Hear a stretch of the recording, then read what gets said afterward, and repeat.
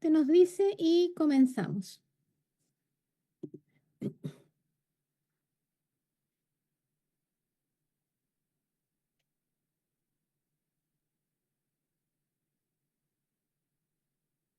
Bien. Muy buenas tardes a todos y todas quienes nos acompañan aquí en la sala de Zoom. Buenas tardes, buenos días, buenas noches a quienes nos vean en diferido posteriormente. Y buenas tardes también a quienes nos acompañan ahora por nuestras redes sociales. Hoy día, dentro del contexto de nuestras charlas ULearNet 2025, tenemos la fortuna de contar con el profesor Nemesio Rodríguez Celis. Don Nemesio es profesor de Educación General Básica, docente de Lenguaje, Literatura y Tecnología en la Escuela Municipal Violeta Parra de La Pintana. Don Nemesio es mentor de liderazgo pedagógico inclusivo, columnista de opinión y militante del pensamiento freiriano, latinoamericano y anarquista. Ateo por ética, rebelde por vocación y educador por convicción. Trabaja desde una pedagogía situada en la ternura crítica, la escritura como acto político y el derecho a la emoción como construcción de humanidad. Ha desarrollado experiencias que integran gamificación, escritura digital y tecnologías emergentes con una ética emancipadora, como la obra titulada El arte de escribir y Kamichikibai, narrar desde el aula. Cree que las herramientas de inteligencia artificial deben ser habitadas desde el cuidado, la duda y el cuerpo, y que toda verdadera enseñanza nace cuando se rompe el mandato y se recupera el juego, el canto, el llanto y la palabra. Don Nemesio es miembro activo del Colegio de Profesoras y Profesores de Chile, desde donde sostiene que toda aula debe ser también una trinchera amorosa.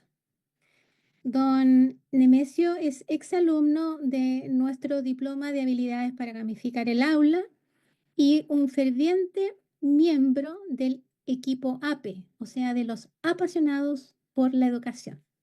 Don Nemesio, adelante, por favor. Muy buenas tardes a todas, a todos y todes. Un gusto estar en esta instancia relevante. Creo que, como diría mi querida y añorada Violeta Parra, con algo de nervio, porque me gusta expresar la emocionalidad en torno a lo que uno va viviendo, pero un nervio agradable, una especie de estrés, como dicen por ahí, que he ido aprendiendo en la neurociencia, necesario, pero no constante. Entonces, me gusta, agradezco la presentación de la profe Jess, creo que da cuenta de ciertos principios que se establecen para esta charla, ponencia, taller que les quiero presentar, pero también situada desde el aula, de donde estoy trabajando desde hace ya 2 años nuevamente. Comentar que estuve un par de años como equipo directivo, porque me gusta también dar a conocer mi trayectoria y haber dado estos pequeños pasos en algún momento de mi vida profesional y retomar el aula. En primer lugar fue bien, bien potente, y luego encontrarme mágicamente, y lo he señalado en el último tiempo, con el diplomado de la Universidad de Chile, con la profe Yes, acá la profe Sandra, un compañero como Sebastián, me generó y me entregó herramientas que de verdad no esperaba poseer.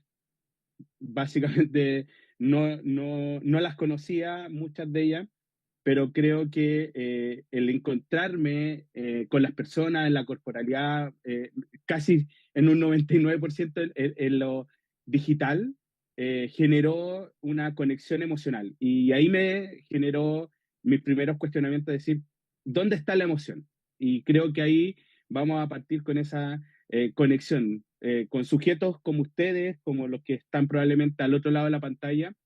Generamos emociones.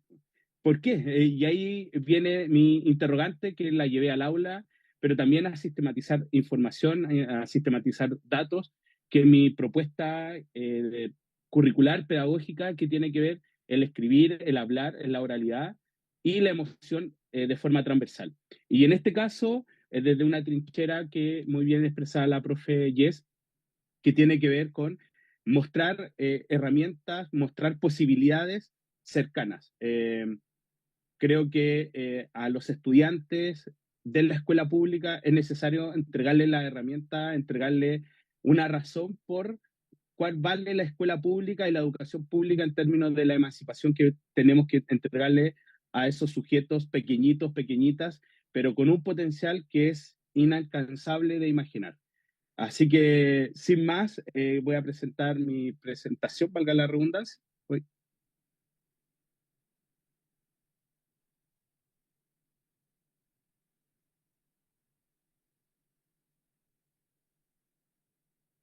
Ya. Bueno, como dice mi nombre de charla, se llama Quiero a Gabriela, y quiero partir indicando que yo soy formado en la Universidad de La Serena. Entonces me formé allá por 4 años aproximadamente, y mis primeros años de ejercicio docente lo hice formalmente en el Valle del Elqui. Entonces hay una conexión con Gabriela Mistral muy potente. Me formé en el pensamiento de Gabriela Mistral estando en la Universidad de La Serena, y cuando ejerzo mis primeros años, comentar que eh, eh, la ilusión de esa escuela hermosa también fue en función de una escuela mis primeros años de ejercicio docente fue en función de la tiza, literalmente la tiza. Así que conozco lo que se siente, que a veces es romántico, pero también es complejo y muestra las precariedades que tiene y que ha tenido la escuela pública en diferentes contextos. Pero creo que estar ahí con Gabriela en el Valle, con las primeras innovaciones que le voy a ir contando durante la presentación, fue potente y me marcaron la vida muy, muy agresor. Yo amo, y quiero expresarlo así, amo ser profesor. Onda, es alguna, es un ejercicio que lo ejerzo con amor, probablemente con muchas contradicciones que he tenido a lo largo de estos 16 años, pero nada, me mantiene vivo y feliz de indicarlo. Y invitar también a amar ser docente, profesor, profesora, maestro, maestra, porque creo que es una tremenda labor la que desarrollamos en diferentes contextos. En mi caso, en mi postura es desde la escuela pública. Y por supuesto, Violeta es y seguirá siendo un referente en mi vida. Trabajo en la Escuela Violeta Parra, tengo una hija que se llama Violeta en nombre a Violeta Parra y a mi abuela Violeta. Entonces, creo que es una triangulación de violetas, y creo que ahí, y jugando porque creo desde que inicié mi ejercicio docente que el jugar es clave en todo este desarrollo. Y por supuesto, creo que he aprendido a entender la resistencia. Creo que hay resistencias que valen la pena y hay otras que no. Y también he ido aprendiendo y adquiriendo las capacidades necesarias para decir las resistencias son necesarias desde el pensamiento crítico, como también hay que entender esas resistencias desde el cariño, desde estar en la horizontalidad con nuestros estudiantes principalmente, con su familia en muchos casos, y por supuesto con nuestros pares. Y hoy en día, como les comenté al inicio, la inteligencia artificial es una herramienta clave. A mí me ha entregado la posibilidad real de una de las cosas de estar con ustedes. Otra de las cosas, comentarles que hace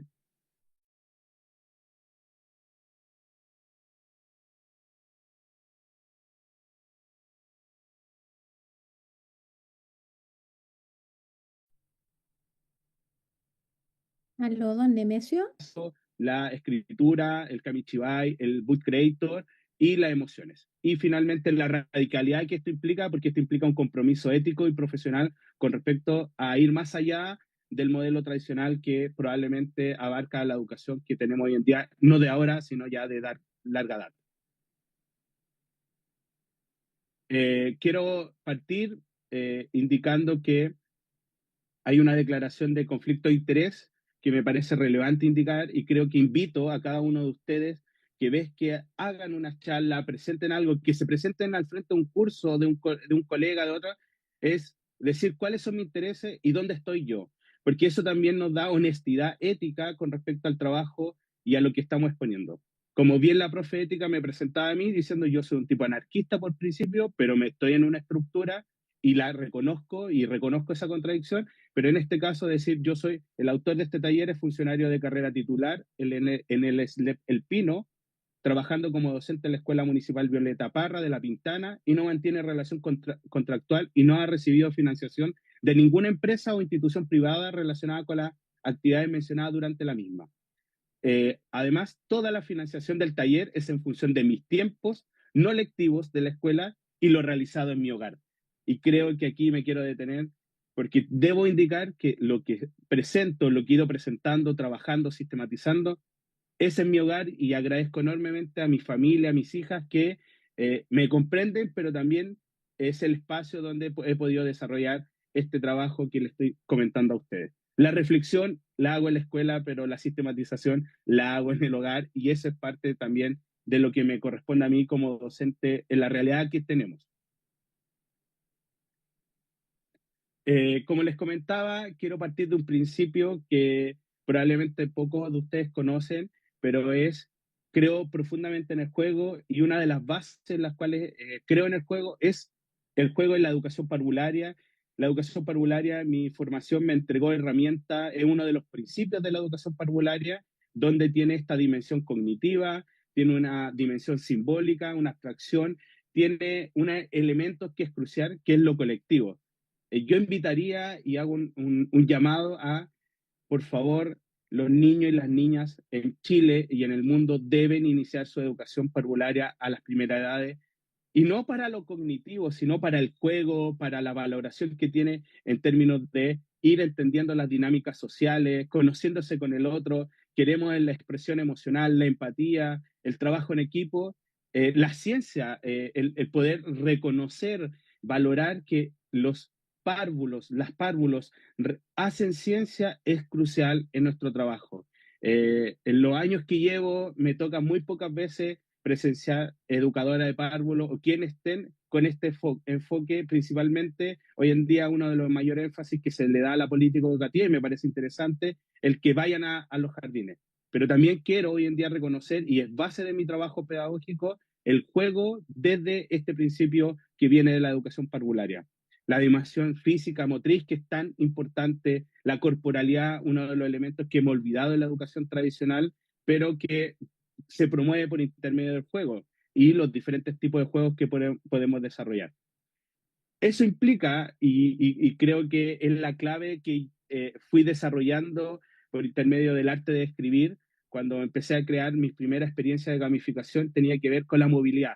Este juego que por un lado era analógico, por otro lado digital, pero empezamos a recorrer la escuela como que cada espacio de la escuela era un espacio para el desarrollo de habilidades de aprendizaje, de reconocimiento, muchas veces en espacios donde los estudiantes querían estar solos, solas, pero principalmente querían reconocerse en un espacio diferente a la sala de clases tradicional. Y ahí creo que es clave el trabajo que nosotros podemos desarrollar en términos de educadores y profesores. Facilitar el aprendizaje a través del juego, una herramienta clave en cualquier tipo de habilidades del siglo XXI, el pensamiento crítico, la creatividad. Hace un tiempo, en este mismo espacio, escuchaba a la doctora Evelyn Cornejo, que nos mostraba cómo la creatividad se iba ejerciendo en diferentes instancias y es clave para la memoria, para el aprendizaje, y creo que una de las herramientas claves que tenemos es el juego, porque el juego, como bien le explicaba, integra lo cognitivo, integra lo socioemocional integra lo colectivo que podemos experimentar y vivenciar. Lo relevante de esto sí es sistematizar nuestra práctica y poder dar cuenta de eso. Y creo que ahí la inteligencia artificial, dentro de las muchas posibilidades que nos entrega esta posibilidad real y concreta. Crear ambiente de juego. Creo que aquí la innovación, las capacidades que nos podemos favorecer desde el desarrollo profesional docente es profundamente movilizador, pero esa movilización que va transformando a los cuerpos de uno. Siempre he planteado que ser innovador para los estudiantes, si no somos innovadores para nosotros mismos, es súper complejo. Es como vivir en una dualidad, que por un lado hago A, pero por otro lado estoy en B, pero deben conectarse. La innovación, la creatividad tienen que ir en conjunto con uno mismo. Y eso es uno mismo, y aquí debo decirlo, trae contradicciones, probablemente trae mucho retroceso para uno profesionalmente, para nuestro estudiante, pero probablemente esos retrocesos que sean en una primera instancia luego se vayan encaminando de forma fácil, de forma ordenada, el caos se empieza a mostrar de forma diferente y creo que uno aprende, perdón, a vivir desde esa situación que creíamos que teníamos que tener control a tenemos que vivir dentro de esa lógica que nuestros estudiantes muy bien saben desarrollar, porque cuando uno sale al patio a sus recreos,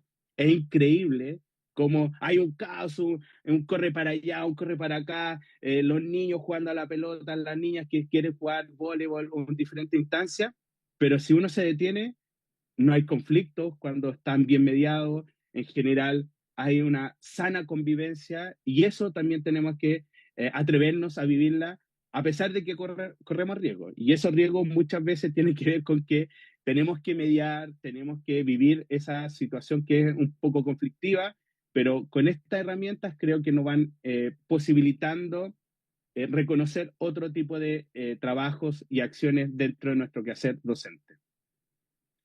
Y aquí viene un elemento que lo utilizo, este cerebro no quise demarcar, la flecha es solamente una forma de decir, no creo, y creo que Evelyn, en su charla y otros autores desde la neurociencia, el cerebro no es que en un lado esté una cosa y en el otro lado la otra, lo quiero aclarar, sino es una forma interpretativa gráfica que integrando la innovación en la educación chilena implica la inteligencia artificial porque es algo que está, pero esta inteligencia artificial tiene que estar más bien enmarcada en una posibilidad para, no puede ser bajo ninguna circunstancia un fin en sí mismo.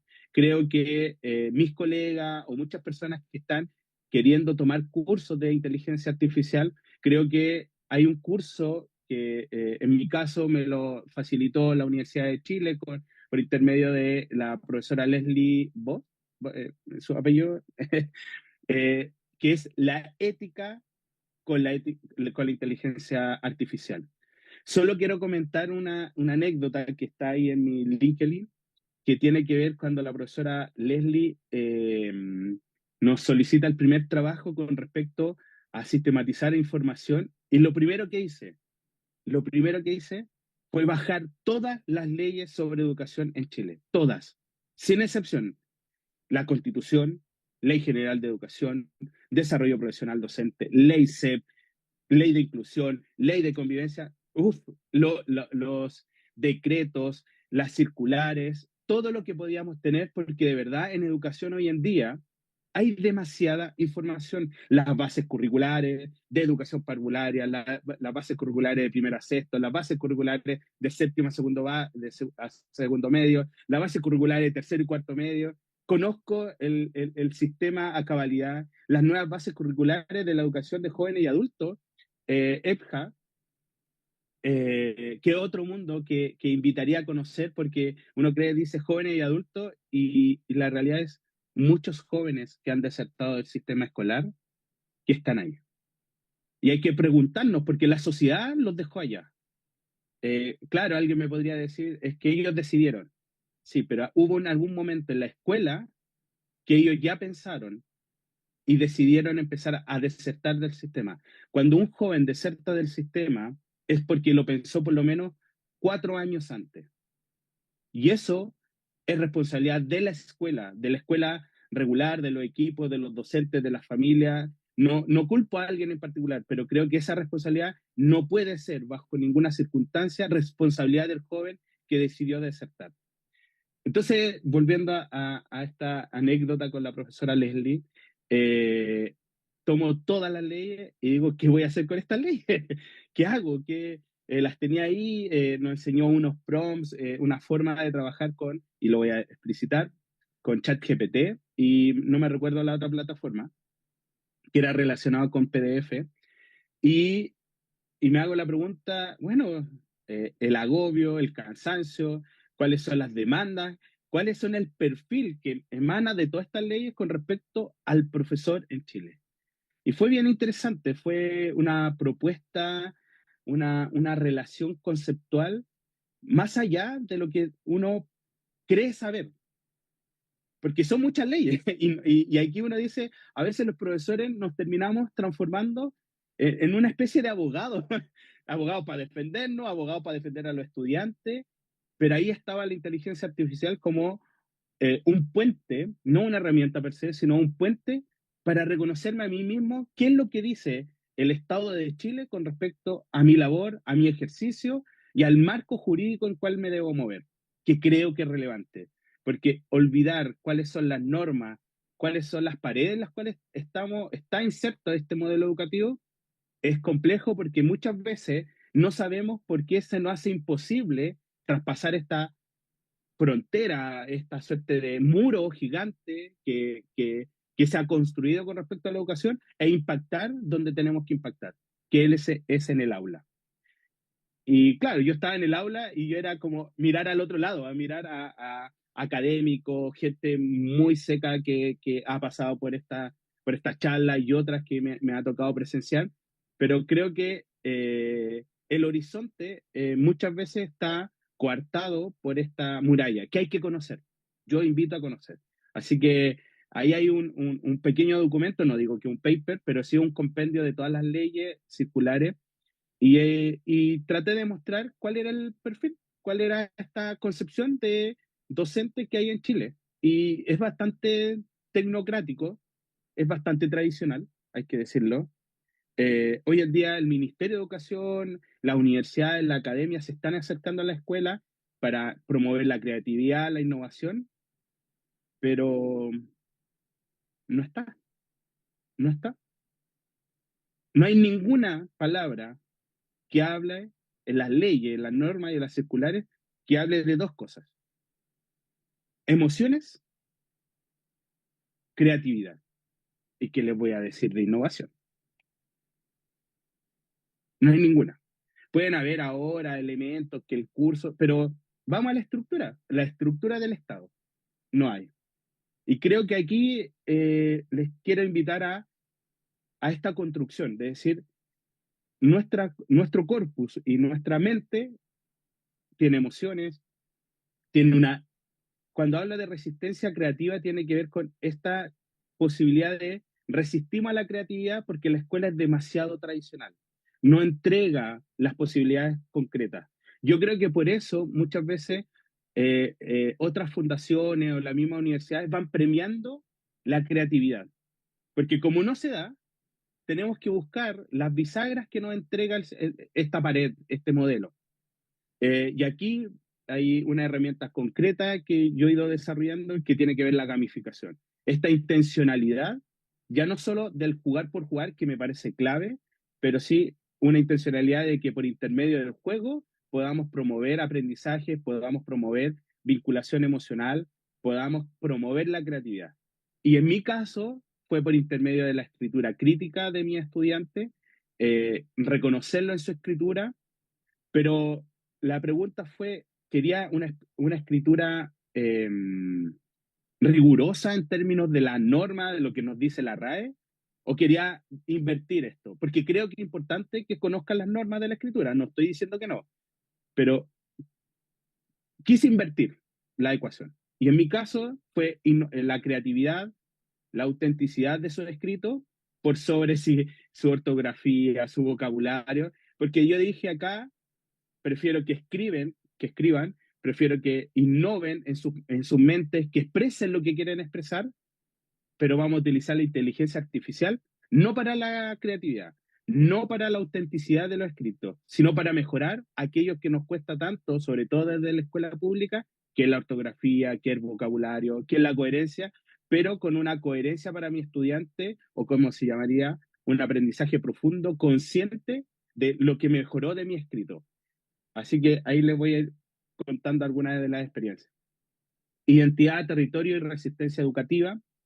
Como yo les planteaba, creo que la educación pública en Chile, y hay que decirlo, representa un 33-34%, cada día más cuestionada por diferentes situaciones.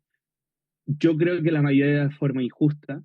eh, y por eso no digo que la otra educación no sirva para nada. Creo que es potente, representan más del 50% de la educación particular subvencionada y bueno, y la educación pagada es otra realidad, pero, pero esta educación pública es un bastión para estos jóvenes que yo les decía que muchas veces desertan del sistema, para muchos jóvenes o niñas, en sus corporalidades no se pueden expresar. Hoy en día, donde más tenemos estudiantes trans que se sienten valorados, se sienten irrelevantes en las escuelas públicas. Entonces creo que debemos valorar y entregarle la justa medida, el mérito a lo que es la relevancia de la educación pública. Eh, por eso hablo de una exclusión histórica desde los 90, y yo diría de antes, pero desde los 90 lo explico así porque la educación pública fue dejada de lado, terminó siendo para los excluidos en gran medida, porque hay que decirlo, las escuelas públicas tradicionales que salían en la tele, bueno, hoy en día están cuestionadas por temas que no nos llevan al caso. Si excluíamos a estas escuelas como modelo de la educación pública, el 80% eran escuelas dentro de un entorno que muchas veces era excluido. Yo trabajé en el Castillo, llevo 8 años trabajando en La Pintana y sé de lo que les hablo. He trabajado en 3 regiones diferentes de este país.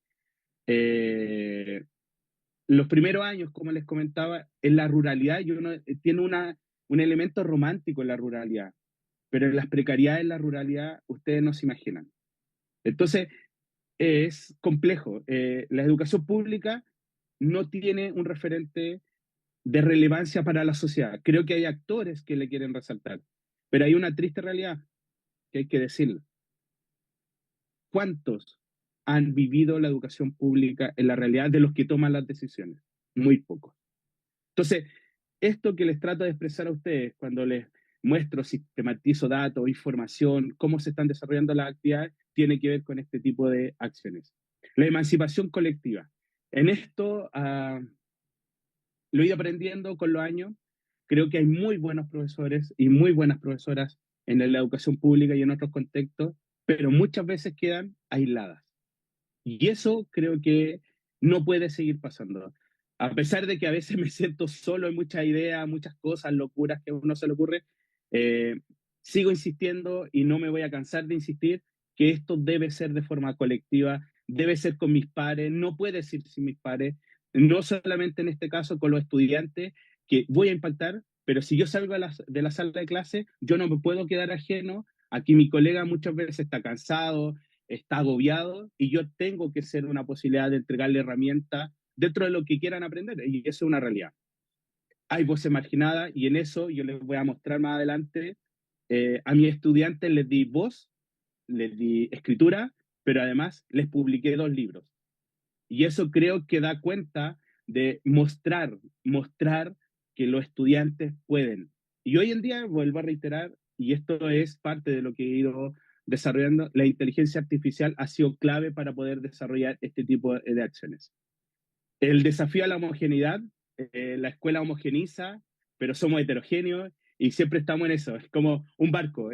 Desde lo teórico a veces es interesante cómo se ve, no queremos homogenizar, pero homogenizamos con nuestras prácticas. Cuando homogenizamos queremos heterogenizar, pero cuando heterogenizamos volvemos a homogenizar. Pero creo que eso es la vida. Acá está algo de lo que presenté para la Escuela Innova en el Congreso, solo una parte. Me quiero detener en esta idea que le escuché a Christian Viley. Creo que es un tremendo tipo que ha hecho un tremendo aporte a la educación pública, sistematizar, un científico potente. Y yo me creo este cuento. Cuando la leí fue como dije, esto es lo que encarna en mí mi quehacer del aula y el promotor de ciertas prácticas, de ciertas innovaciones, ciertas creatividades. Dice, quienes defienden la educación pública en realidad tienen que ser capaces de contribuir a construir ese proyecto renovado del siglo XXI y dejar de estar a la defensiva, como les decía. No basta solo resistir, tener esta resistencia a que sea, sino ahora tenemos, porque la privatización no nos dio respuesta a los derechos sociales.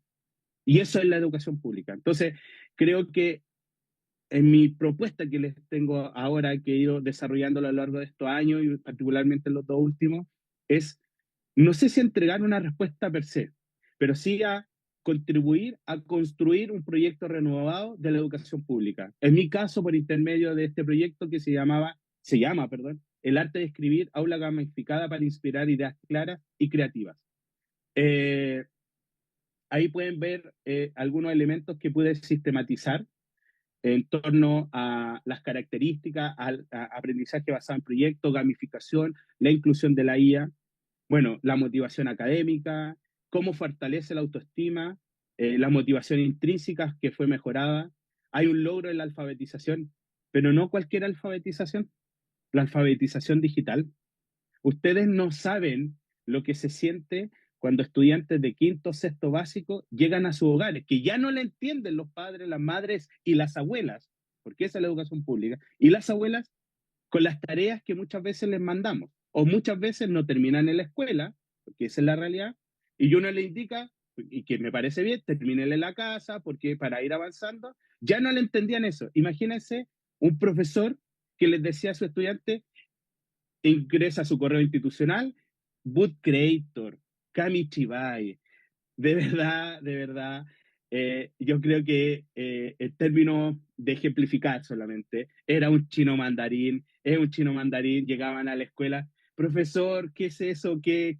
No, y bueno, no tengo computador y todas las precariedades, la democratización de la digitalización. Antes de democratizar la IA, tenemos que democratizar el acceso, la conexión, no solamente por intermedio de una pantalla, sino de otros accesos audiovisuales que puedan estar al alcance. Y eso era como, oh, inconscientemente al inicio estaba alfabetizando digitalmente a los apoderados. Pero esa tensión, porque esto no es fácil, y lo debo indicar, tensionó los hogares, porque los padres, las abuelas, no entendían lo que tenían que entender, que el hijo, la hija, la niña, el niño, el joven le quería transmitir. Eh, y ahí fue como, wow, yo creo y creo que este país, lo digo seriamente, está en deuda con la alfabetización digital. Una deuda profunda en la sociedad chilena, profunda. Creemos que porque saben utilizar redes sociales, están alfabetizados digitalmente. Y en eso creo que se comete uno de los grandes errores, que es alfabetización digital. Mis estudiantes tuvieron que utilizar el correo institucional, revisar, utilizar las aplicaciones de Workspace, que tiene que ver con, en este caso, con el correo institucional, que era eh, utilización de Word, que el Word en línea de Google, presentaciones en línea, compartirla con este profesor, porque yo tenía que revisar lo que habían escrito a mano, perdón que lo diga así, muchas veces no entendía lo que querían a mano, le decía, ya, siga escribiendo porque yo ya le voy a entender, y dimos este paso a escribir en el computador, y luego de escribir en el computador, veamos cómo es tu historia, y luego de esa originalidad, de esa revisión creativa, le empecé a enseñar que solicitándole en este caso a la IA por intermedio del chat GPT, y todo vinculado al correo institucional, no a un correo cualquiera, porque debemos institucionalizar las prácticas. Algo tan mínimo como un correo debe ser institucionalizado, porque probablemente si no lo institucionalizamos por intermedio de un correo, puedan hacer mal uso de eso. Y esa es una realidad. Los jóvenes, las niñas, los niños son más asiduos a empezar a explorar, y llegan a situaciones como, oh, mira, puedo editar un video, pero si lo hacen sin la herramienta, sin la ética que debemos enseñar, probablemente ocurra lo que ya sabemos que ocurrió, no solamente en la educación pública, también en la educación privada y pagada. Acceso al aprendizaje, acceso democratizado, como se les ponía, y responder a los desafíos de esta educación, de este siglo. A mí me parece una paradoja cuando seguimos hablando de tenemos escuela del siglo XIX, profesores del siglo XX y estudiantes del siglo XXI. Sí, todo eso está bien, pero el aquí y el ahora, como diría Paulo Freire, es la relevancia de nuestro quehacer. Como les comentaba, una de las ideas fuerza es Gabriela Mistral, Violeta Parra. eh, Son cada día un repensarme en función de ellas, un repensarme en la feminidad de estas dos grandes maestras, promotoras de la cultura, promotoras de la poesía, una maestra de aula que habló al mundo y me quiero detener en esta parte de uno de los poemas del libro Ternura que me inspira además, que dice, yo no quiero que a mi niña la vayan a hacer princesa, y yo no puedo dejar de pensar en mis hijas, pero también no me puedo dejar de pensar en las niñas, en las jovencitas que tengo para educar. Quiero hacerlas princesas con zapatitos de oro que no tienen, porque esa es la realidad, que no tienen. Cómo juega en las praderas, cómo juega en el patio, cómo se movilizan en las corporalidades. Y cuando llegue la noche, a mi lado no se acueste, yo no quiero que a mi niña la vayan a hacer princesa. Y no quiero, definitivamente no quiero. Y eso implica un compromiso ético, un compromiso profesional que va más allá de la IA, porque probablemente tengamos la IA, antes estaban otras aplicaciones tecnológicas, está el juego analógico, quién sabe que venga en un año más, pero están a la base. Hay una ternura feroz en la Gabriela, un amor pedagógico, hay una defensa de la infancia que no podemos claudicar desde la docencia. Y la Violeta, por supuesto, su rebeldía luminosa, su arte popular, su crítica social y su creatividad radical, que dijo, yo quiero ser diferente y fue diferente, hasta cómo ella quiso morir, y eso me parece muy, muy relevante. Alguna de las elementos que he ido desarrollando, y esto tiene que ver con el dato.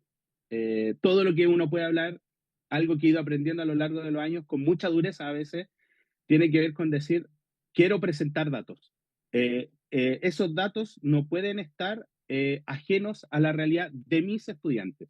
En este caso utilizo el día, la línea de base era que un 34% de los estudiantes alcanzaba el nivel adecuado en coherencia y producción textual. Al final, que esto fue medio a finales del 2024, tras la intervención de un poco de lo que le he ido contando, en quinto básico aumentamos un 57% y en sexto un 54%. ¿Son niveles deseables? Probablemente no, pero hay una intencionalidad.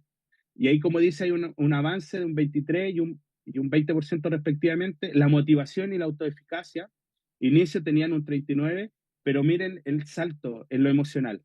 En el contexto de escuela, aumentó un 78%. Probablemente no fue lo único que hizo la escuela con respecto a este proyecto, pero fue una intencionalidad que promoví a los diferentes equipos del establecimiento, y yo agradezco enormemente que se hayan sumado a estas locuras que uno promueve, pero que tienen impacto y que van teniendo impacto cada día de forma más profunda. La inclusión y diversidad, miren lo que dice.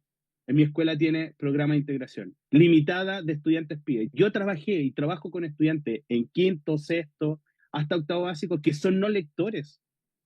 Y yo siento que eso es que no hemos podido darle el derecho a leer y a comprender el mundo desde la lectura. Pero hay que hacer el trabajo, hay que trabajar colaborativamente y hay que asumir ese desafío. Migrantes, los migrantes son nuestra realidad. Final del proyecto, integración plena del estudiante. Y aquí no es solo la IA, aquí hay herramientas como el Word en línea que te hace leer un texto o viceversa, que el estudiante hable y vaya escribiendo su historia, no la que yo quiero como profesor. Es muy potente. Y otro tipo de aplicaciones. La paridad de género, algo que motivé y trabajé era el reconocimiento a las niñas, porque no podemos creer que solo desde la práctica, que la gamificación o cual sea esta, si no somos conscientes de las desigualdades que están existiendo. Hoy leía nuevamente un informe de esta desigualdad en género de hombres y mujeres en matemática. Hace un par de días atrás leía en el diario El País que en Europa se están cuestionando que cuando hubo pandemia, claro, bajaron los niveles de aprendizaje para todos por igual y se acercó la brecha, pero volvieron a la escuela y aumentó la brecha. Y creo que eso nos llama a una reflexión profunda. ¿Qué estamos haciendo en la escuela para igualar la posibilidad de derechos? No solamente si saben más matemáticas o más lenguaje, sino de derechos de niñas y niños. Ahora, eso hoy en día tenemos que tomarlo y hacerlo responsable en la gamificación, en la inteligencia artificial.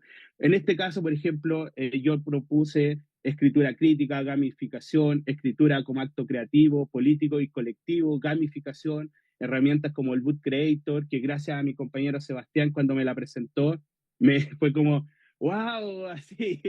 Y yo se lo voy a decir, yo el Kamichibai lo había escuchado en algún momento y el tío de la biblioteca, don Carlos, asistente de la educación, el profesor, me mostró, estaba un día en mi hora no lectiva, quiero detenerme 2 minutos en esto, yo ahí volviendo al aula con lenguaje y tratando de entender, estaba ya en el diplomado, y él dice, me dice, profesor, le molesta porque si quiere puede ir a trabajar en otra parte, pero viene el segundo básico y le voy a contar una historia. El profesor, le digo, tío Carlos, no, no se preocupe, usted siga lo suyo, yo me iba a poner mi audífono, como ahora, sí, probablemente a escuchar música y seguir trabajando. Y veo y le digo, saca un teatrillo de este porte, y le digo, así, me llama la atención, ¿qué va a hacer? Me dice, no, voy a contar una historia en Kamichibai. ¿Ya? ¿Y qué es eso? Me cuenta rápidamente, porque además estaban entrando los chiquititos de segundo básico. ¡Ah!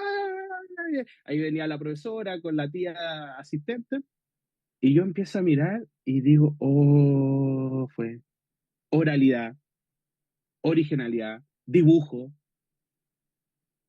y de verdad no he parado con el tema del Kamichibai. Es realmente potente. Ahí después más adelante les voy a mostrar en mi canal de YouTube donde subí algunas experiencias con respecto al Kamichibai. Todo lo que se hace en esos videos, desde el escrito, la oralidad, los dibujos, son de los estudiantes. La integración de la IA en la educación, como les planteaba, hay una realidad, desigualdad de acceso a la tecnología, a esta alfabetización digital. El alto desafío, en términos de un desafío ético alto, tenemos que entender que existen sesgos en los datos de la IA. De hecho, aquí han pasado expertos en IA, más que yo. Yo pongo en práctica muchos de los elementos que han desarrollado y la IA tiene sesgos profundos y promueve lo mismo que les vuelvo a insistir, esta desigualdad de género y otras tantas, porque la semana pasada ¿cómo se llamaba? La hospitalidad, que nos da un ejemplo de créame una imagen latinoamericana y eran puros indios norteamericanos, básicamente. Entonces, claro, y él decía, no, es que hay que elaborar un mega prom. Pero ¿por qué tengo que elaborar un mega prom si mis estudiantes no van a crear eso? Perdone, aquí yo, no es a él particularmente. ¿Por qué la IA crea, en este caso ChatGPT, algo básico? Imágenes de pueblos originarios latinoamericanos y solo se enfoca en los pueblos del norte de América. Porque mi estudiante no va a elaborar Megaprompt cuando yo quiera desarrollar este tipo de actividades. No lo va a hacer. Claro, a lo mejor pensamos desde lo académico, pero en mi rol yo pienso desde la escuela. Y eso tensiona esto. Entonces, cuando el estudiante venga, escriba, o pueblos, no sé, pueblo originario latinoamericano, solo va a aparecer, no sé, Inca, Maya, Azteca, porque después de los norteamericanos tenemos estas tres grandes culturas, y el mapuche, no sé, ¿qué vamos a decir de lona? Así como, y con suerte yo creo que la Aymara, porque es medio ahí andino, que no es chileno, pero que hay que decirlo, si no tiene que ver de la zona andina. Entonces, cuestionémonos lo que estamos pasando, lo que estamos viviendo, y cuando entregamos esta herramienta, reitero, nuestros estudiantes no son ingenieros informáticos o van a ser ingenieros de prom aún. Entonces, ¿cómo vamos a mediar, a sortear estas tensiones que estamos viviendo? Pero sí crea recursos educativos personalizados. La IA, le entrego, ahora yo a ustedes les muestro esto negativo, pero también les muestro esto positivo. Pero esto es responsabilidad de nosotros, crear recursos educativos personalizados para fortalecer los aprendizajes que estamos desarrollando. En mi caso, el lenguaje, en tecnología con mis estudiantes, pero creo que entrega herramientas a todas las asignaturas de los diferentes niveles. Apoyo en la edición de texto. Esto, si lo trabajamos solo en eso, tiene un bajo desafío ético, porque es lo que yo les decía al inicio, pues, que corrija la ortografía y el vocabulario, pero ¿me puedo quedar solo en eso? Me lo cuestiono. Emociones y radicalidad, pedagogía sensible y colectiva. algo que tanto escuchamos en las conferencias, en diferentes instancias académicas, educativas o en la misma escuela, es empatía. ¿En qué momento somos empáticos o enseñamos la empatía? ¿Qué es la empatía? Así que, y lo decimos, lo recitamos. Ahí me recuerdo mucho cuando en mis años de escolar me decían, recite la poesía, y uno se la aprendía de memoria, pero no entendía nada. Entonces yo sé recitar porque aprendí en la escuela, que lo agradezco, pero hay que profundizar. La empatía activa, no solamente la empatía sí, comprendo el dato. Estos días me tocó lo debo decir, porque tensionar una situación con un titular de un periódico con respecto a una escuela en que yo trabajé, que creo profundamente en su proyecto, con cómo han ido cambiando las cosas y su foco es el aprendizaje socioemocional. Y saltó una suerte de cuestionamiento que era solo eso. Y creo que las escuelas, cualquiera sea esta, per se, no es solo académico, no es solo socioemocional, y ahí implica conocer el territorio. Conocer esta escuela probablemente va a implicar que voy a conocer muchas escuelas, pero tengo que conocer algunas.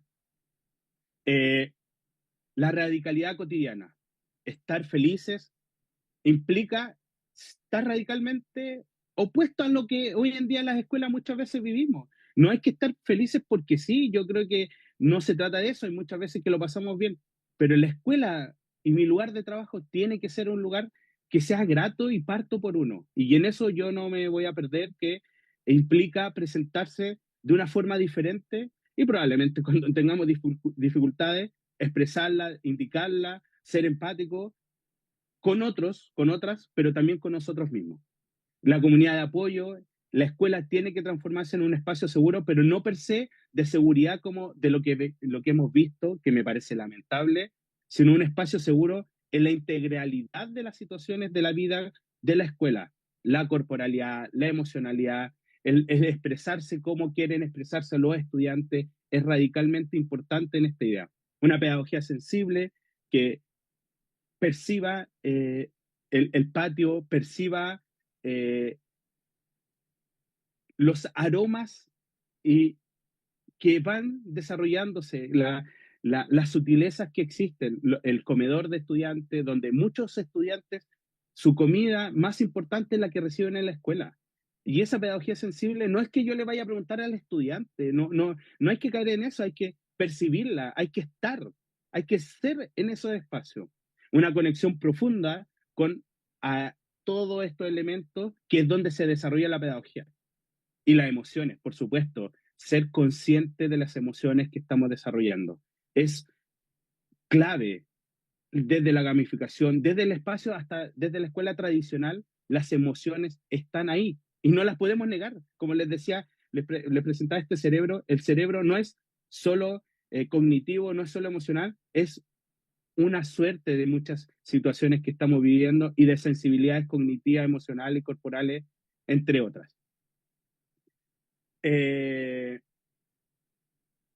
en esto tenemos que reconocer los obstáculos y las lecciones que particularmente he ido aprendiendo en este tiempo. Tiene que ver con, hay impactos positivos, hay un aumento de la participación, fomento de la creatividad, desarrollo de la autonomía, fortalecimiento del sentido de comunidad. Yo hace años que me hago otra pregunta. Cuando, no voy a dar nombre, pero cuando uno va a una escuela que es confesional, ¿me entiendes? Es como que los valores los tienen claros. Son aquí, bla, bla bien, me gusta. ¿Cuáles son los valores de las escuelas públicas? Ser humanamente humanos, para mí. Un espacio democratizador, que es laica. Yo le expreso a mis estudiantes que yo soy ateo, como ellos expresan que son creyentes. Eso es convivir, que nos conozcamos. Yo no soy el profe que les va a ir a hacer solo la técnica del lenguaje, el análisis morfológico, que las técnicas de la escritura. No, eso es importante, pero somos más que eso. Y creo que ahí hay una sensación que es original. Desarrollo de habilidades clave, habilidades críticas, habilidades digitales, habilidades colaborativas como las que estábamos trabajando y le he ido expresando a lo largo de esta charla. Lecciones aprendidas. La innovación es un proceso colectivo y que la innovación que no retrocede, para mí, no es innovación. Porque la innovación debe implicar un proceso de retroceder para aprender qué errores cometimos en esa innovación. Es necesario, nosotros hay una idea desde la evaluación docente que está muy fuerte y decir trabajar desde el error. Pero qué error más genuino que equivocarnos nosotros en estas innovaciones y aprender de esos errores. La innovación no es una varita mágica, es una apuesta profesional y pedagógica. Como dice, avance y retroceso son parte del camino.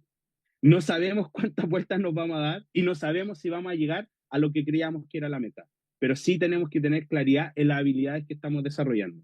El diálogo, la conexión con nuestros estudiantes es fundamental. Yo les voy a comentar una anécdota que entre este tema que estaba muy metido en lo digital, en la inteligencia artificial 2024, en una instancia de escritura, yo le digo a mis estudiantes, vamos a iniciar el juego y ustedes tienen que crear dos avatars.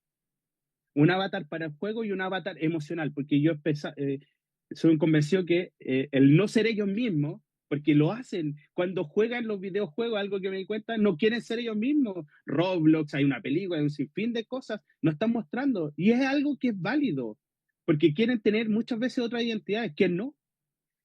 Y le digo, no, ya, y además les voy a enseñar a crear su avatar con la inteligencia artificial.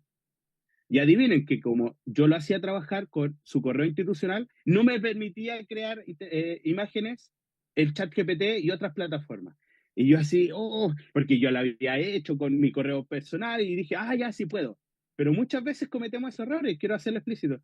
Y yo dije, así como, ya, y ya ellos estaban motivados con los avatar, y yo dije, haga su avatar con papel y lápices de colores. Y fue como, sí, profe. Y un nivel, tengo unos videos de concentración haciendo su avatar, su nombre. Después los plastificaban con Scotch. Yo creo que hay algunos de ellos que todavía tienen su avatar del año pasado. Y después hicimos una experiencia de buscando el tesoro y después otras experiencias digitales y ellos andaban con su avatar. Y les voy a comentar algo que va a salir de acá, pero el día de hoy, el día de ayer hice un taller para mis profesores de muchas cosas, pero que tenía que ver con el análisis de datos. Y lo primero que les dije, que tenían que completar una flor de las emociones, no les voy a entrar en detalle, pero les di la misma indicación, que fuesen, no me pusieran su nombre, sino de su avatar. Y aflora algo que es genuino, que quieren ser lo que quieren ser y expresan lo que quieren expresar. Y las emociones no son ni buenas ni malas, pero son. Pero probablemente si le hubiese dicho, ponga su nombre y todas estas cosas que como que las tenemos como aprendidas, no cuestionamos nada, probablemente algunos se hubiesen opuesto a desarrollar la actividad, lo cual me parece válido. Pero así todo, no, nadie se opuso. Algunos pintaron de otros colores y de otra larga historia, pero los adultos también necesitamos ese avatar.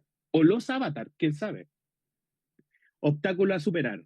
Brechas tecnológicas, que ya no yo, sino creo que muchos de los que estuvieron antes que mí lo han ido explicando. Las resistencias institucionales.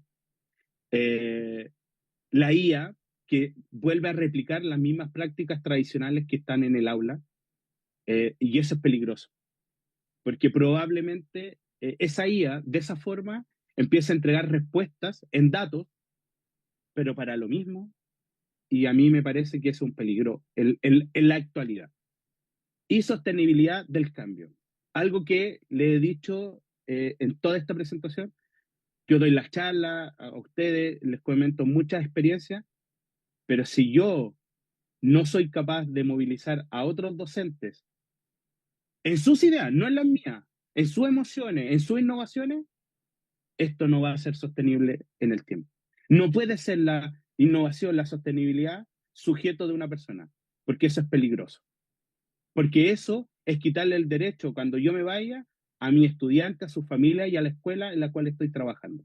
Y eso implica una responsabilidad profundamente ética con el quehacer que estamos desarrollando. Yo adquirí muchas habilidades y lo he reiterado, ustedes se han dado cuenta acá, gracias al diplomado de la Universidad de Chile, a sus profesores y a todo lo que iba aprendiendo. Pero como ellos lo hicieron conmigo, me motivaron, terminé siendo, como dice la profe Yes, parte del equipo APE. Entonces yo ya soy un APE. Y yo también tengo que tener esa posibilidad de multiplicar esto con mis colegas. Equilibrando la IA con el enfoque centrado en lo humano en la educación. Que es difícil esta idea de equilibrar la IA con el enfoque centrado en lo humano. Centrado en lo humano. No para lo humano, no de lo humano, sino centrado en lo humano. Y aquí tiene que ver con los avances tecnológicos. Yo les voy a comentar otra experiencia que también la subí en mi LinkedIn. La segunda experiencia que quise desarrollar a partir de esta profesora, Leslie, pues dije, ¿cómo le enseño a mi estudiante sobre una científica? Jocelyn Dustan, que es una gran académica, reconocida, trabaja en la Católica, físico, que estudió ¿no? en Cambridge, es de La Pintana. Ella no tiene idea de mí, y está bien. Tiene artículos científicos, tiene hasta un podcast y varias cosas. Y el año pasado, uno de sus artículos científicos lo transformé gracias a diferentes plataformas, entre eso MySchool, porque me gusta citar donde lo trabajé, Cloud y otras, ese artículo científico que estaba relacionado con un tema que está en boga, listas de espera, o le paso el dato a los políticos, eso es, todavía sigue existiendo, y transformé ese artículo científico de la Jocelyn Dustan en un artículo científico con transposición didáctica para que mis estudiantes lo leyeran en clase y desarrollaran una actividad. Eso implica la inteligencia artificial. No, yo trabajo mucho con el texto del estudiante, pero ¿cómo hacer con la ciencia un artículo científico que tenía una cantidad de datos que, perdón, ni yo la entendía? La IA me ayudó. Pero fue un medio para acercar que probablemente ese artículo científico no lo iban a leer mi estudiante, y si llegase a estar en un texto del estudiante iba a ser cuando ellos iban a estar saliendo del colegio, ojalá de la universidad, pero además tenía un foco profundamente vinculante. Ella es de La Pintana y el tema que aborda en ese artículo científico es de lista de espera. Democratización de la tecnología, innovación educativa, por el otro lado, el desarrollo de la empatía, que yo seguiré preguntándome. ¿Qué significa la empatía en el día a día? Fortalecimiento, y vuelvo a reiterar, de la educación pública como un eje central para la educación en general del sistema educativo, y una resistencia educativa en términos de hay momentos que hay que resistir, pero hay momentos que tenemos que avanzar. La integración de la IA, enfoque centrado en lo humano. No sé, profe Yes, cómo estamos de tiempo para mostrar algunas cositas de, bueno, ahí están mis contactos, mi LinkedIn, donde tengo varias columnas de opinión que no he comentado en esta oportunidad, pero tengo los otros documentos que le comenté, mi correo, mi canal de YouTube y el Drive que está ahí, que está con los dos libros que les comenté, que es uno de séptimo y otro de octavo, a partir de las historias de mis estudiantes. Perfecto, profesor Nemesio. Mire, comentarle que, por ejemplo, por redes sociales, si alguien de la sala quiere hacer alguna consulta, la puede escribir o lo hace en voz alta como estimen pertinente. Pero mientras tanto, le comento que don José Peirano desde las redes sociales le dice muy interesante tu presentación, Nemesio. Sumo la falta de hablar de emociones en todos los niveles, dice, tanto en educación social y laboral. Un abrazo. Doña Carla Mantilla también a través de las redes sociales dice, sin emociones no hay aprendizaje. Tenemos que ver a nuestros estudiantes como un todo integrado. No sé si hay alguna pregunta o algún comentario. Ana María quiere hacer un comentario aquí en la sala. Ana María, adelante. Hola, ¿me oyen ahí? Sí, perfecto. Vale. Bueno, Nemesio, yo creo que me sumo, ¿no? A las felicitaciones, mi enhorabuena. Este es un temazo. Yo también soy una luchadora, ¿no? De la emoción. Recomiendo un libro, siempre es bueno, ¿no? Recomendar, tal como tú lo dices, la bibliografía. Y es El error de Descartes. del profesor, del doctor, digamos, Antonio Damasio, donde habla con hechos fehacientes desde la neurocirugía, porque cuando una persona pierde masa cerebral donde se supone que se alojan las emociones, ya no es la misma persona, ya no es el mismo ser humano. Mira, lo que pasa es que me ha llamado mucho la atención esto del juego, porque claro, el humano, y no solo el humano, los que tenemos gatos, perros, nos damos cuenta que los animalitos, al principio, ¿verdad? Nosotros, los seres vivos, aprendemos a través del juego. Y tal como decías, también hacías alusiones, yo recuerdo mis clases en la universidad, jóvenes, ya adultos, ¿no? Incluso ya por salir de la carrera, pues le ponías una gamificación o cualquier juego y todos, ¿eh? Todo, pero vamos, vuelto locos.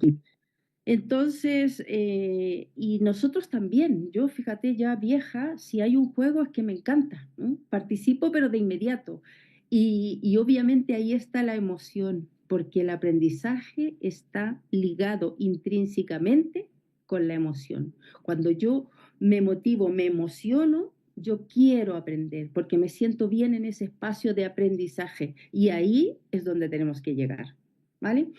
Entonces, en ese sentido, estoy absolutamente de acuerdo contigo, te lo agradezco, porque a través del juego además se puede fomentar la participación democrática, la colaboración y la cooperación, el crecimiento en conjunto y obviamente la no competitividad. ¿M? Y si esos juegos son adecuados, organizados en contexto y situados, fíjate, podríamos sin duda formar jóvenes conscientes, comprometidos y amorosos, que es una palabra que la cito de tu exposición, ¿no? Amorosos con todo, amorosos con la vida, con el querer que crecer en conjunto, ¿verdad? En ese sentido. Y dicho esto, yo quisiera hacerte una pregunta a través de lo interesante que encontré tu exposición. En cuanto al trabajo que has hecho, la motivación en la escritura, y me gustaría, ¿verdad?, saber de verdad estos datos, para mí son muy importantes. Primero, ¿qué tipo de lecturas se motivaron a leer qué? Ese es punto uno. Punto dos, ¿hay algún dato de porcentajes por edad y por género? ¿Leían más o terminaron leyendo más los chicos o las chicas? Me interesaría mucho saber eso. ¿Y qué ha cambiado con esto? ¿Qué ha cambiado? ¿Hay mayor comprensión lectora? ¿Lo notan los otros profesores en las pruebas? Por ejemplo, una prueba de matemática. Que puedan comprender el enunciado, porque nos encontramos con eso, ¿no? Que no saben, no logran captar, no logran comprender el enunciado muchas veces, por eso no responden adecuadamente los estudiantes. Entonces esa sería una pregunta en cuanto a lo que ha cambiado. ¿Hay mayor comprensión lectora? ¿Ha aumentado el uso de vocabulario? Me interesa muchísimo eso. Los niños ya han salido de la cuestión, la cosa, o eso que está ahí al lado de la cosa que está más allá. Y por último, ¿han disminuido los errores ortográficos? Esos puntos me gustaría que en algún minuto, no sé si te escribo y o lo comentas aquí. Eso me gustaría muchísimo, fíjate, saber si ha ocurrido ese cambio a través de esta innovación que has hecho. Muchísimas gracias por la oportunidad de estar aquí. Ana María, mira, me gustaría, ¿se me escucha, cierto? Perfecto, adelante. Ana María, mira, te quiero responder que cuando presenté en el CIAE, yo presenté el avance con respecto a la coherencia textual, vocabulario y ortografía en este congreso del CIAE de la Universidad de Chile de forma concreta. Comentarte que en Chile hay una prueba que se llama Día en Escritura en quinto y sexto básico. Y esta prueba se toma en marzo y se toma en noviembre. Y eso fue lo que yo medí en términos concretos, con estas intervenciones del desarrollo pedagógico y todo lo que tiene que ver con la gamificación, la utilización de los espacios y todo lo que te he ido comentando. No te voy a comentar ahora en detalle todo lo que tiene que ver, porque si quieres me escribe y te puedo compartir la investigación que he estado desarrollando. Pero mira, quiero detenerme en dos cosas. Primero, si hay un impacto en la escritura hay un impacto en el vocabulario, perdón, en la comprensión lectora, hay un impacto que el día de ayer, como te decía, no, el día de hoy, perdón, estuvimos en términos de semestre acá que está ocurriendo acá en Chile, y algo positivo por lo menos del curso que yo soy profesor jefe, que actualmente el séptimo y el año pasado era el sexto, es que ha mejorado el tema de la cantidad de textos que leen y cómo están leyendo los estudiantes. Entonces, hay una percepción de mis colegas, no solo mía, de que el curso ha ido mejorando en el sentido de ampliar la comprensión lectora. Pero yo te quiero dar otro dato. El vocabulario no se construye en el papel. Por eso yo hablo del Kamichibai desde la oralidad. Si ese vocabulario no lo adquiero en la oralidad cotidiana, es muy complejo. Yo te voy a entregar un dato. Uno de los puntos más bajos que tiene el de quinto a octavo, que son los niveles que yo hago actualmente en clase, y creo que es representativo de muchas escuelas en Chile, lo más bajo de todas las áreas es vocabulario. Y tiene que ver con lo que tú acabas de comentar. ¿Cachaste? Que aquí, que allá, que hace esto, que tiene que ver con elementos muchas veces básicos. Entonces, mi propuesta es ir avanzando, ampliar el vocabulario desde la oralidad en diferentes instancias. Entonces, creo que es un desafío, pero el desafío del vocabulario, más que de la comprensión lectora, creo que es de los desafíos más a mediano y largo plazo que hay que medir y medir longitudinalmente. Entonces, creo, en mi caso, estoy tomando todos los años estas evaluaciones de forma rigurosa para ir sistematizando los datos y para ver qué prácticas van impactando más y en qué impactan. En este caso, en algo de una habilidad específica o en términos de lo socioemocional. Pero yo te quiero entregar otro dato y a mis colegas que se sabe, pero no se dice. El efecto verano. Como yo estoy midiendo constantemente, los estudiantes tienden a disminuir lo que terminaron aprendiendo al final del año, y hablo de estas pruebas particularmente, entre un 30 y un 40% de todo lo que aprendieron, efecto verano. Yo no quiero culpar a las pantallas, aquí ya creo que hemos ido aprendiendo que las pantallas per se no tienen la culpa, pero hay un factor que se llama verano que hace que la disminución de los aprendizajes conceptuales que adquirieron nuestros estudiantes el año anterior disminuya radicalmente. Yo lo estoy considerando, creo que voy a tener esos datos de forma longitudinal de aquí a 3, 4 años, pero yo me preocuparía de eso más que de las acciones pedagógicas que podemos hacer en la escuela. Entonces, el sistema educativo, creo yo, tiene que ir pensando qué acciones debe hacer para el efecto verano, para que esa disminución, porque aquí hay un tema de capital cultural, Bourdieu y otros autores lo han dicho a destajo, que como no se promueven instancias pedagógicas de formación de diversidad del conocimiento en los contextos de pobreza, genera un efecto negativo a la hora de retomar al año siguiente la escuela. Eso sí, yo me puedo detener y con respecto a los otros datos, insisto, Ana María, te los comparto feliz porque yo trabajo en una escuela pública y los datos son públicos. Muy bien. Sí. Muchas ¿Podría gracias por su intervención. acotar algo? Sí, por favor, don Sebastián. Adelante, profesor Ya. Sebastián. Hola, ojalá no haya tanto bullicio porque me encuentro en el lobby de un hotel donde va a haber una recepción a un político que está en campaña presidencial, así que espero que se pueda escuchar bien. Toa, por si te interesa. Me encanta la exposición de Nemesio y quería resaltar algo, que Nemesio menciona que desde la escuela pública existen muchas carencias, y eso es cierto.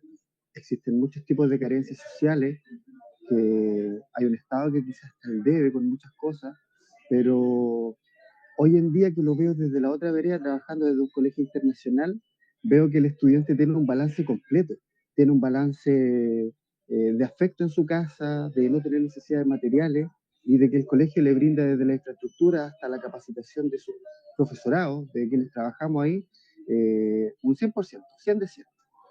Pero en el ámbito de la escuela pública, el colegio puede esforzarse mucho, pero siempre van a haber carencias en sus casos, de espacio, de conectividad, de recursos, de un montón de cosas. Y lo que viene un poco a emparejar la cancha es tratar de tener dinámicas de gamificación y una nueva especie de educación promovida por profesores como Nemesio, lo que viene a nivelar un poco todas las carencias que están afuera y que no las podemos controlar, son variables que están fuera de nuestro alcance. Las podemos equiparar un poco motivando a los estudiantes. Lo podemos hacer preparando nuestras clases con tecnología que hoy en día está disponible. Podemos vehiculizar el conocimiento y promover una promoción social o un transitar social a través de la educación de los estudiantes. Y yo creo que esas expectativas, que si no vienen de la casa por un tipo de carencia, profesores como Nemesio las complementan y hacen que el estudiante tenga un balance más completo a la hora de generar este proceso de enseñanza-aprendizaje, y eso es fundamental. La labor que hacen personas como Nemesio, yo lo encuentro realmente extraordinario. Me saco el sombrero. Me encantó ser tu compañero el año pasado en el diplomado. Me enseñaste muchas cosas y me reencantaste nuevamente con algo que quizás estaba un poquito dormido en mi corazón, que era tratar de cambiar la educación hacia una educación mejor. Así que, colega, reciba toda mi admiración, un abrazo a la distancia, y tú sabes que estamos siempre en contacto para compartir todo lo que necesitemos. Y genial tu presentación, Nemesio. Gracias por removernos un poco a actuar, a seguir trabajando y no dejar de lado ningún tipo de herramienta por miedo, prejuicio o lo que sea, sino que seguir ocupándolo a cabalidad. Me encantó tu charla, Nemesio. Como siempre digo, los jueves me inspiran, pero tú me reinspiras. Así que muchas gracias, amigo. Oye, perdón por meterme así. Gracias, porque me inspiran. Verlos a ustedes me vuelvo a energizar. Mira, quería agregar, creo que al efecto verano, yo agregaría el efecto familia. Y lo digo con base, porque en mi investigación doctoral hace años sobre el tema del absentismo escolar, encontré un elemento fundamental que tiene la mayor responsabilidad, y no eran los profesores. Yo entré a la investigación, fueron 2 años de investigación. Entré a la investigación pensando que eran las metodologías o los profesores, y me encontré con una tremenda sorpresa. La familia era la que tenía la mayor responsabilidad en que los niños dejen de ir al colegio, empiecen a ausentarse del colegio y luego terminen desertando. Así que ahí lo dejo. ¿Qué ocurre con el efecto familia? Muchas gracias. Gracias a ti, Ana María. Gracias al profesor Sebastián también, que ahí nos compartió sus impresiones. ¿Alguien más aquí en la sala? Mientras alguien más se anima, les debo comentar que la profesora Sandra Mesa, que tuvo que salir ahora, pero nos dejó algunos comentarios. Dice, la reflexión de un profesor es siempre interesante y, como hemos dicho aquí también, inspiradora y tremendamente inspiradora. También nos dice, la escuela es un espacio de esperanza.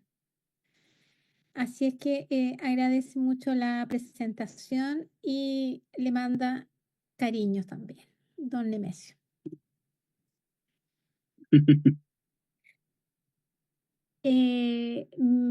Aquí en el chat tenemos, me suma las felicitaciones, una excelente presentación, Nemesio, dice don Víctor, y muchas gracias.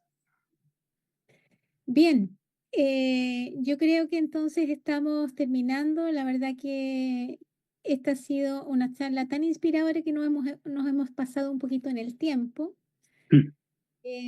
Pero bueno, vale la pena también. Ahora tenemos un fin de semana largo donde vamos a poder descansar también y seguir reflexionando en esta materia. Nemesio, como siempre, un placer escucharle, un agrado que nos inspire y nos requete contra inspire en esto. Tenemos esperanzas de los cambios y de los cambios tan necesarios que tenemos ahora y que la tecnología debiera impulsar. Y en eso estamos, para incorporar tecnología y no hacer más de lo mismo, que era lo que comenzábamos antes de la presentación, no seguir haciendo más de lo mismo, ¿no es cierto? Utilizar, en este caso, me refiero a las herramientas de inteligencia artificial que nos proponen, que nos invitan, ¿sí?, a hacer las cosas de manera distinta, ¿no? Así es que eso, yo agradecerle nada más, Nemesio, de mandarle un abrazo a la distancia, agradecer la presencia de todas las personas que nos acompañaron ahora aquí en la sala de Zoom, quienes nos han acompañado también por redes sociales, y bueno, quienes nos acompañarán en diferido en algún momento. Así que desearles un excelente fin de semana. Nuestra gratitud nuevamente, don Nemesio, por compartir este espacio con tanta generosidad. Es No, muchas gracias a cada uno de ustedes y de verdad ha sido una tremenda experiencia. Nosotros, bueno, los profesores de aula, profesoras de aula, tenemos nuestras vacaciones ahora, bien merecidas, pero a ustedes y a los colegas los invito a leer, ahí les estaba mostrando el último, al final, el libro que pueden descargar de forma gratuita y son historias breves, muy breves de mis estudiantes, pero seguiré promoviendo esa lectura y esa creatividad de ellos y ellas que de verdad son la clave en todo lo que he ido desarrollando y que muchos desarrollamos, por supuesto. Entonces, me quiero ir con esa idea de descárguenlo, coméntenlo, difundan. Hay historias intensas, hay otras historias muy creativas, hay otras historias que son como, mira, casi una lectura de vida, así, pero están ahí. Así que y hay otras muy profundas, de verdad, a la edad de ellos, de ella, a veces la realidad supera la ficción. Entonces, creo que con esa invitación de estos dos libros, reitero, y que puedan compartirlo y difundirlo, y hacer análisis, hacer lo que consideren pertinente para fomentar que los niños y las niñas sí saben escribir y pueden escribir y tienen el derecho a expresarse y difundirse, porque eso no se dice y creo que eso es nuestra labor hoy en día por intermedio de la inteligencia artificial y todo lo que son las tecnologías. Con eso me quedo, profe Jess. Muchas gracias por darme esta posibilidad de este espacio, a los colegas que están acá en la sala, como a los que nos están viendo, porque, pucha, yo feliz y me voy con esta idea, yo amo esto, yo no puedo indicarlo y los que quieran ser profe también los invito, pero con esa convicción y que van a tener mucho retroceso, complejidad, pero pucha, al final del día una hermosa, hermosa labor que nos compete y nos lleva a creer en una sociedad diferente desde pequeño aporte. Así que eso, de mi parte. Muchas gracias. bien, pues felicitaciones, equipo AP, ¿ya? Ya sabes.